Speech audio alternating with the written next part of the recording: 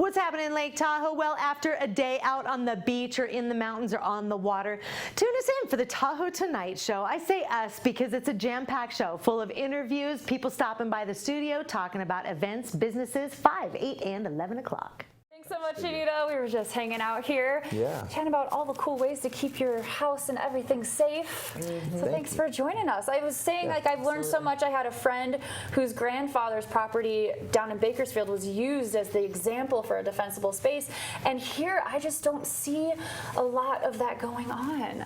So there's tell everyone actually quite a bit going on. Communities are engaging, but you know, we really need everyone to get involved. It takes everyone to do this, and one house can threaten a neighborhood because it's very important that everybody takes part and everybody does their part. Yes. Yeah.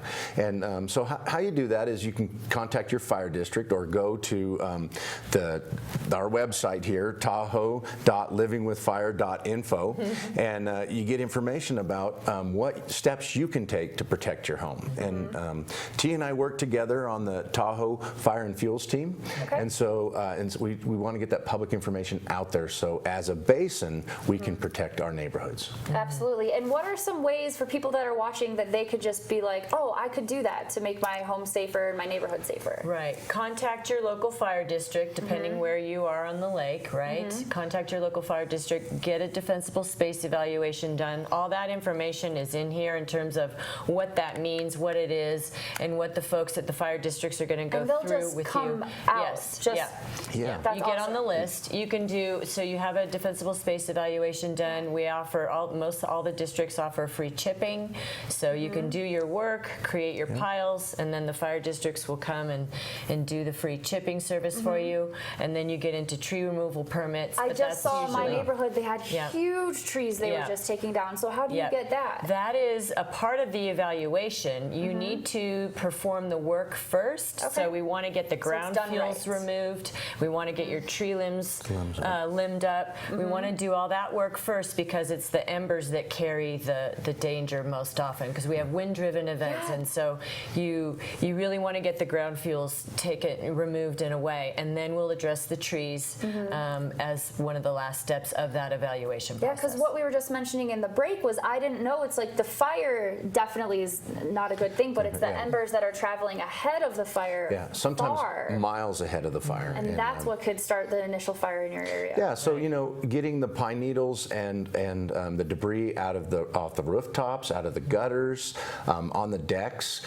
In the Paradise Fire, you know, a lot of people their homes were saved because they did simple things like removed their patio furniture. You know, you wouldn't think about it, but you have the deck and you have these umbrellas and everything, and I saw some of them that were burned through by embers actually burning through the material, but they had thrown it out into the yard instead of having it on the deck. So it more than likely saved their homes.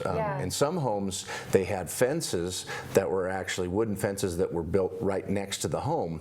So we really want to have at least 5 feet of non-combustible, basically a moat around your home to keep the fire from spreading to your home. And so the embers landed in some brush. Some places it was junipers. Junipers are very flammable, and they have a lot of dead material in them, and they have heavy oils in them. So they burn, we call them like little gasoline cans. So so the embers would land in that, they'd get those plants burning, and then it catches that fence on fire, carried it to the home.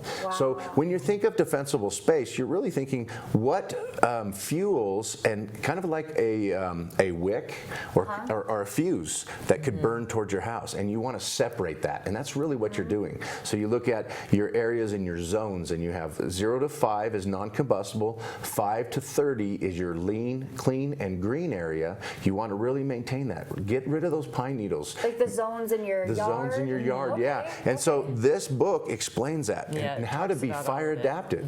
Fires are natural occurring up here. So, you know, unfortunately, we know we get lightning strikes that start them, but we unfortunately get a lot of fires started by people. So, and then you know, the winds being out here careful. sometimes or pretty intense. They're usually always going to be a wind-driven event. And something else I wanted to just mention really quick was, so as we're all doing these these efforts individually, on our private properties, it's also a good time to think about and look into the possibility of becoming a neighborhood leader and create a fire-adapted neighborhood, and then to build on our fire-adapted communities. And that's all on the website.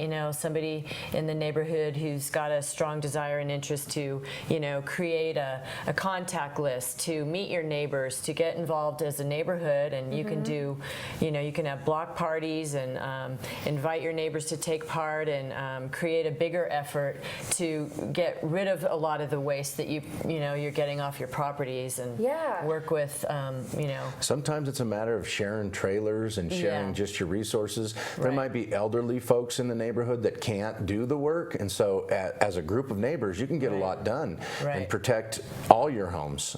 So it's really good to be aware of your neighborhood and what those needs are, and really get that defensible space done right next to the homes, and then look at your whole community as a whole. It's really important. And then there's also lots that are sometimes forest lots and some other stuff, and you can adopt those, and you can actually do work with those. And so a lot of people go, oh no, that belongs to the Forest Service, or that belongs to on our side maybe Nevada lands or something. But you can do some work there, and their resources are very thin. Their resources are very thin, so they can't be at every little lot. So if a neighborhood adopts that, and you have to be careful with what work you do there, because you can't cut all the trees or do that.